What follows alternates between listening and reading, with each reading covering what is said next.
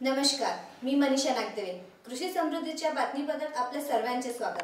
लवकरच बघूया आजच्या ठळक बातम्या. कारंजा शहराने स्वच्छ सर्वेक्षण 2019 मध्ये सहभाग घेतला असून कारंजा शहरातील नागरिक या अभियानाला चांगला प्रतिसाद देत असून लोकप्रतिनिधी अधिकारी सुद्धा शहर स्वच्छ करण्यात समोर आले आहे.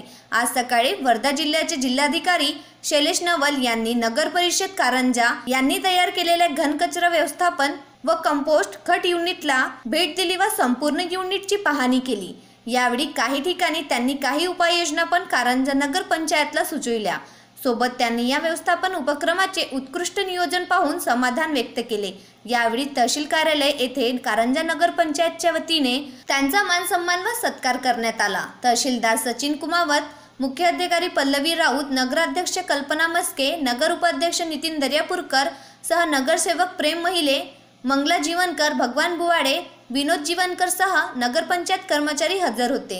सध्या कारंजा नगरपंचायत यांनी स्वच्छतेचा विडा उचलला असून कारंजा शहर कचरा मुक्त करण्यासाठी सर्व प्रयत्न करीत आहे. प्रतिनिधी सिद्धार्थ सोमकर, कृषी समृद्धी टीव्ही, कारंजा. जाफराबाद तालुक्यातील कुंभारझरी येथील शेतकरी दिलीप माधवराव चव्हाण यांच्यासह इतर 20 शेतकऱ्यांचे ऊस जळून खाक झाल्याने कुंभारझरीतील शेतकऱ्यांच्या तोंडी आलेला घास गेल्याने शेतकऱ्यांमध्ये हळहळ निर्माण झाली आहे. मात्र आग इतकी भीषण होती की भोकरदन व देवळगाव राजा येथील अग्निशामक दलांची गाडी बोलवण्यात आली, परंतु या गाड्या उशिरा आल्याने शेतकऱ्यांची तोपर्यंत उशाला लागलेली आग ग्रामस्थांच्या वतीने आटोक्यात आणण्याचे प्रयत्न केले. त्यानंतर अग्निशामक दल आले असता अग्निशामक दलांनी आग न विझवता डिझेलसाठी पैशाची मागणी करण्यात आली. यावरून प्रशासनाचा लाचारीपणा दिसून येत आहे. कुंभारझरीतील आतापर्यंत ही तिसरी घटना आहे. मात्र प्रशासन व विद्युत वितरण याकडे डोळे मिटून बसले आहे व महसूल विभागातील अधिकारी यांना थातुरमातुर काहीतरी पंचनामे केले, मात्र कुठल्याही प्रकारची चौकशी व आर्थिक मदत अजूनही मिळाली नाही.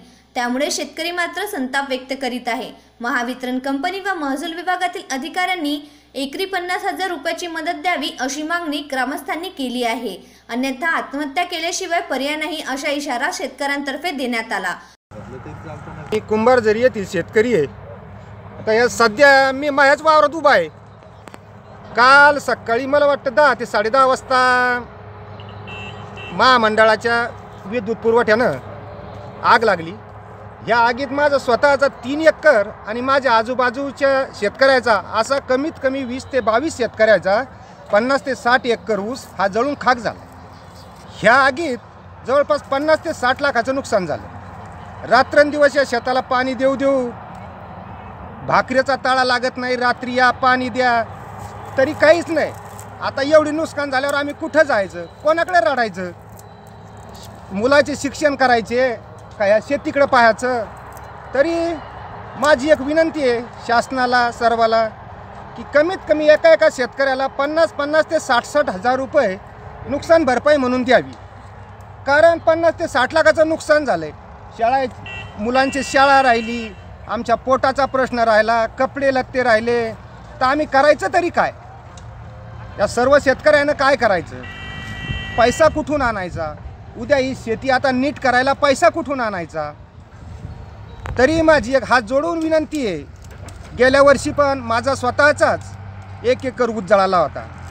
आमच्या गावचे सरपंच आम्ही सर्वांनी पाठपुरावा करून आमचे 2-2, 4-4 हजार रुपये खर्च झाले, पण आम्हाला एक नवा पैसाही सुद्धा भेटला नाही. तरी मी शासनाला कळकळीची विनंती आहे की बाबा या शेतकऱ्याकडे पहा, यांना फूल नाही फुलाची पाकळी का होईना पण नुकसान भरपाई द्या. कारण उद्या त्या नुकसान भरपाईवर आम्हाला कसे तरी 12 महिने आमचा उदरनिर्वाह होईल. कारण आता या शेतामध्ये शिंगणे कुंभारझरी येथील शेतकरी आहे. मी सध्या माझ्या स्वतःच्या वावरात उभा आहे म्हणून माझी विनंती. प्रतिनिधी रामेश्वर शेडके, कृषी समृद्धी टीव्ही, जाफराबाद. हिंगणघाट तालुक्यातील व शहरातील दिव्यांग बांधवांच्या हक्काचा 3% व सुधारित 5% निधीचा वाटपसाठी व दिव्यांग बांधवांच्या विविध मागण्यांसंदर्भात हिंगणघाट पंचायत समितीचे गट विकास अधिकारी व नगरपालिकेचे मुख्य अधिकारी यांना निवेदन देण्यात आले. येत्या 7 दिवसात जर हक्काचा 3% निधी व सुधारित 5% निधीचा वाटप न झाल्यास प्रहार अपंग क्रांती आंदोलन व प्रहार जनशक्ती पक्षाच्या नेतृत्वात प्रहार पद्धतीने आंदोलन करण्यात येईल अशा इशारा देण्यात आला। यावेळी प्रहार जनशक्ती पक्षाचे विदर्भ प्रमुख रुग्णमित्र गजभाऊ कुबडे, प्रहार अपंग क्रांती आंदोलनाचे जिल्हा प्रमुख प्रमोद कुरटकर, तालुका प्रमुख राजेश पमनवार, शहर प्रमुख गोपाल कांबले, अमोल ठोकेकर, संजय बोरकर व तालुका व शहरातील असंख्य दिव्यांग बांधव व भगिनी उपस्थित होते। प्रतिनिधी अनंत वायसे, कृषी समृद्धी टीव्ही, सुलतानपूर। आजचे बातमीपत्र इथेच संपले। आमचे चॅनल बघण्याकरिता लाईक करा, शेअर करा, सबस्क्राईब करा। काही प्रतिक्रिया असल्यास खाली दिलेल्या नंबरवर व्हॉट्सअप करा।